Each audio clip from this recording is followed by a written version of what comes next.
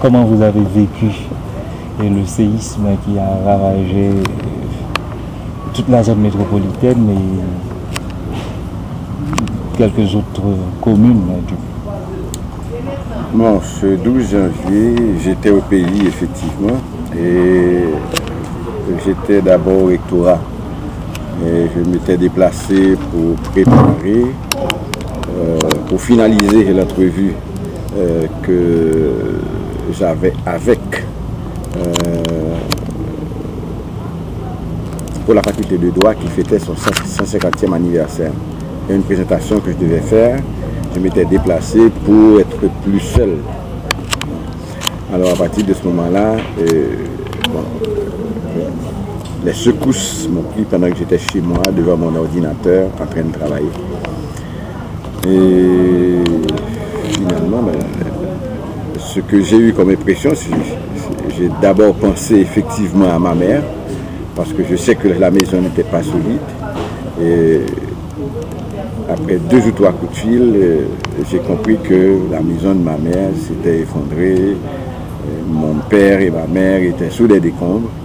Alors je me suis dépêché pour arriver à Turgeau. Moi j'habite à Frères. Je me suis dépêché pour arriver à Turgeau. Et le soir même, mais je n'ai pas pu, ça m'a pris près de 3 heures de temps pour arriver à Turgeau. Alors le soir même, je me suis rendu compte de l'ampleur du séisme, l'ampleur de la catastrophe, parce que j'ai dû parcourir de Frères à Turgeau, à la ruelle Villefranche, tout près de Canado. J'ai dû faire le tour de Delma, passer par le boulevard La Saline et remonter, après plusieurs tentatives, pour remonter sur la Grande Rue, je n'ai pas pu.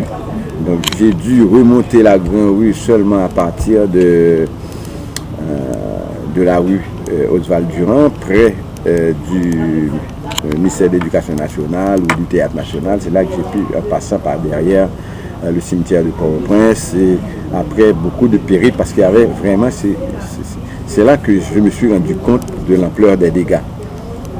J'ai vraiment fait le tour de Port-au-Prince pour presque cette soirée-là, pour aboutir à la maison de mes parents. Et j'y ai passé la nuit. On a retiré mon père sous des décombres et ma mère, qui était cardiaque, probablement elle a succombé, elle n'a pas survécu au choc. Et finalement, ce n'est que le lendemain qu'on a pu la sortir. Mais comme il y avait beaucoup de problèmes de communication, au fur et à mesure, je me rendais compte qu'il y avait beaucoup de problèmes. Et j'entendais maintenant des nouvelles qui disaient tel building, tel édifice public, etc. On dénombrait les noms de gens connus qui ont disparu. Et c'est à partir de ce moment-là que, au fur et à mesure, donc, je me suis rendu compte de l'ampleur des dégâts. Et jusqu'à présent, je crois, personne ne peut donner un chiffre exact sur le nombre de disparus, parce qu'il y a encore des corps qui sont sous les décombres.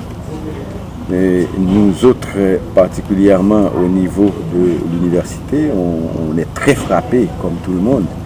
Et je dois l'expliquer, pour moi, il y a très peu d'Haïtiens qui ne soient pas touchés par cet événement.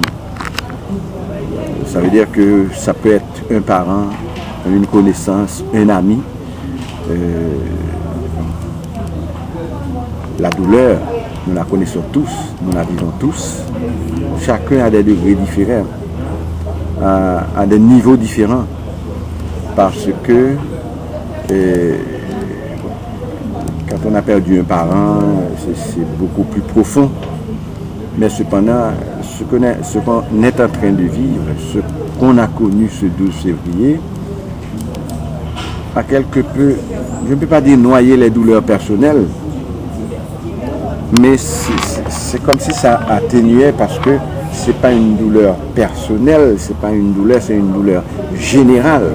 C'est-à-dire c'est le peuple haïtien qui est frappé, et vraiment c'est tout le monde qui compatit. Les condoléances, nous les avons déjà présentées à tous ceux qui sont victimes, à tous les parents, les étudiants, les professeurs, au peuple haïtien en général qui est frappé. Et pour nous, c'est nous qui nous présentons des condoléances. La sympathie, cette solidarité qui s'est manifestée ce 12 février et les jours qui suivent, traduisent vraiment la sympathie et le sentiment des Haïtiens pour leurs frères. Ça a été spontané, même si au fur et à mesure, il y a des choses qui s'estompent, mais il y a eu une manifestation spontanée pour sortir des corps des décombres, pour aider les gens qui sont sous les décombres, pour les faire sortir. Donc, moi je crois qu'on a eu effectivement une marque de solidarité très, très, très forte. Et comment l'UEH est dans toutes ces 11 entités, comment elle vit cette catastrophe? Bon. L'UEH est une institution qui est très, très, très frappée. C'était déjà une institution très fragile, mais à l'occasion, elle a reçu, je dirais, un coup de massue. Et il était 5 heures moins 2, à peu près, quand le séisme a eu lieu. Et particulièrement, il n'y avait pas beaucoup de facultés qui fonctionnaient à cette heure-là. Il y avait la FLA, faculté de linguistique appliquée, et il y avait l'école normale aussi qui fonctionnait. Alors il faut dire qu'il y a un événement assez particulier qui a eu lieu le 12 aussi. Un des professeurs, et pas des moindres, de l'UEH, le docteur Anil Juste, qui a été abattu en pleine rue. Et ceci a créé une espèce d'émoi au niveau de l'université. Une vent de panique a soufflé aussi, non seulement sur l'université, mais sur Port-au-Prince. C'est pour ça que certaines facultés qui fonctionnent d'habitude les après-midi se sont vite vidées. Les professeurs, des étudiants sont partis, mais à la faculté de linguistique appliquée, particulièrement, il y avait cours et les étudiants étaient en salle de classe. Et nous avons le doyen Pierre Vernet, qui était en salle de classe avec plus de 200 étudiants. Il y avait le vice-doyen Wessner Méran qui était également en classe avec près d'une centaine d'étudiants. D'autres étudiants qui étaient à la faculté aussi. Ça fait qu'on avait environ à la faculté de linguistique appliquée près de 350 étudiants qui étaient là. Et à l'école normale, il y a quelques étudiants qui traînaient comme ça sur la cour, mais il n'y avait pas beaucoup d'étudiants. Et c'est la faculté de linguistique appliquée qui a reçu le plus gros coup, c'est-à-dire que vraiment, on a perdu plus de 200 étudiants.